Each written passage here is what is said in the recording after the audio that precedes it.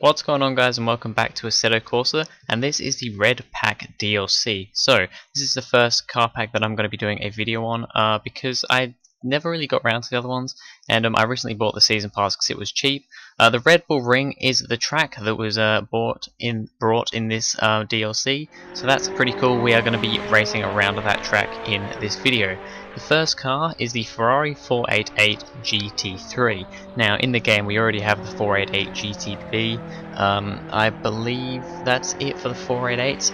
I think there's also the 458 Italia, and I think it's a 458 GT2 car. And we don't have a Ferrari GT3 car from what I know, so it's pretty cool having this one. It drives fairly nicely, it's nice and quick.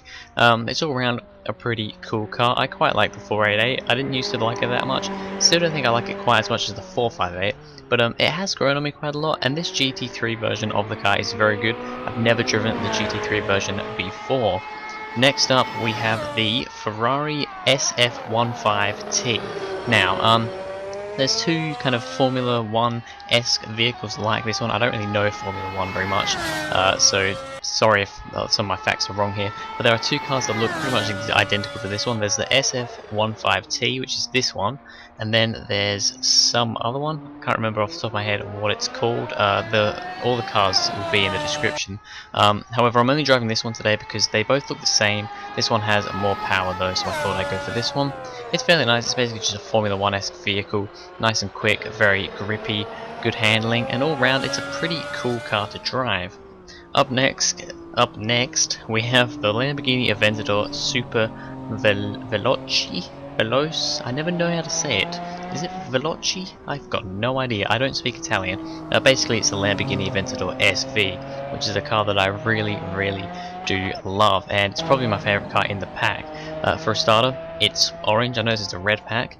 This car I think looks best in orange though, so that's a thing, because that's a good thing, because I really like orange.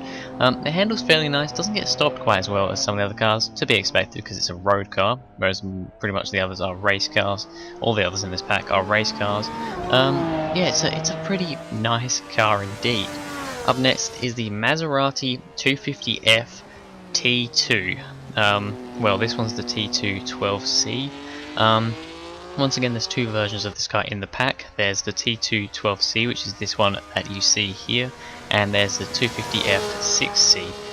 Basically, one of them is a 6-cylinder, one of them is a 12-cylinder.